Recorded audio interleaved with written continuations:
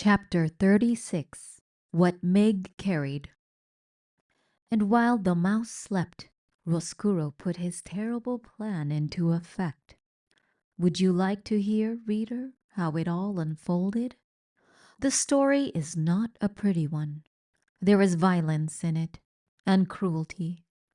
But stories that are not pretty have a certain value too, I suppose. Everything, as you well know, having lived in this world long enough to have figured out a thing or two for yourself, cannot always be sweetness and light.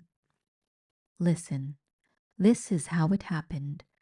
First, the rat finished, once and for all, the job he had started long ago. He chewed through Gregory's rope, all the way through it, so that the jailer became lost in the maze of the dungeon. Late at night, when the castle was dark, the serving girl Miggery Sow climbed the stairs to the princess's room.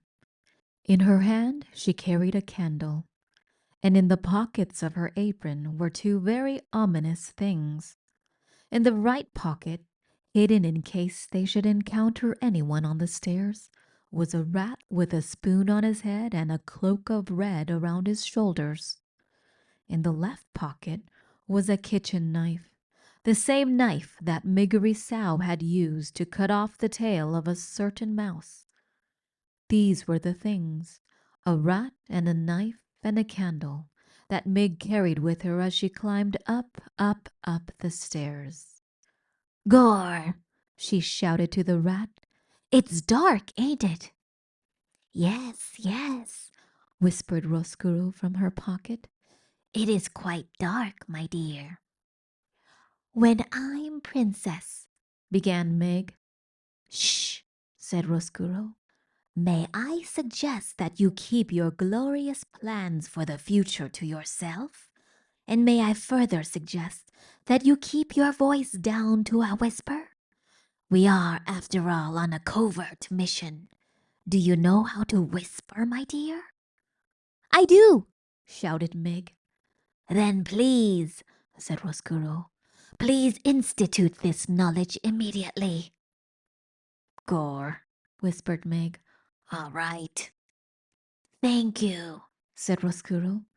"Do I need to review with you again our plan of action?"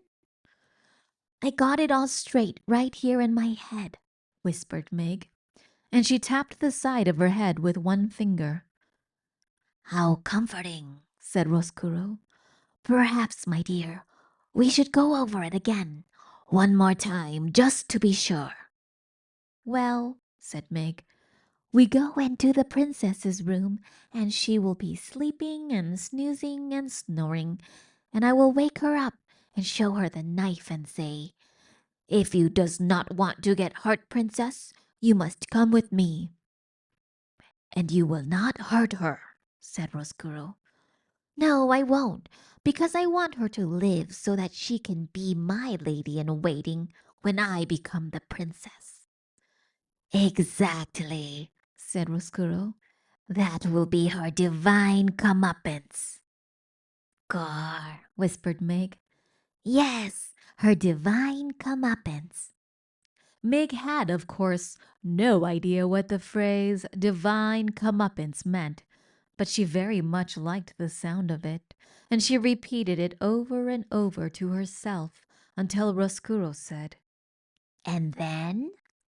"And then," continued Meg, "I tells her to get out of her princess bed and come with me on a little journey."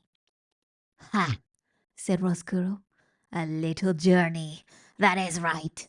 Ha! I love the understatement of that phrase. A little journey. Oh, it will be a little journey. Indeed it will." "And then," said Meg, who was now coming to her favorite part of the plan, "we take her to the deep downs and we gives her some long lessons in how to be a serving girl. And we gives me some short lessons in how to be a princess. And when we is all done studying up, we switch places. I gets to be the princess, and she gets to be the maid. Gore!" Reader, This is the very plan that Roscuro presented to Mig when he first met her. It was, of course, a ridiculous plan. No one would ever, not for one blind minute, mistake Mig for the princess, or the princess for Mig. But Miggery Sow, as I pointed out to you before, was not the sharpest knife in the drawer. And reader, too, she wanted so desperately to become a princess. She wanted, oh, how she wanted. And it was because of this terrible wanting that she was able to believe in Roscuro's plan with every ounce of her heart. The rat's real plan was, in a way, more simple and more terrible. He intended to take the princess to the deepest, darkest part of the dungeon. He intended to have Mig put chains on the princess's hands and her feet, and he intended to keep the glittering, glowing, laughing princess there in the dark forever.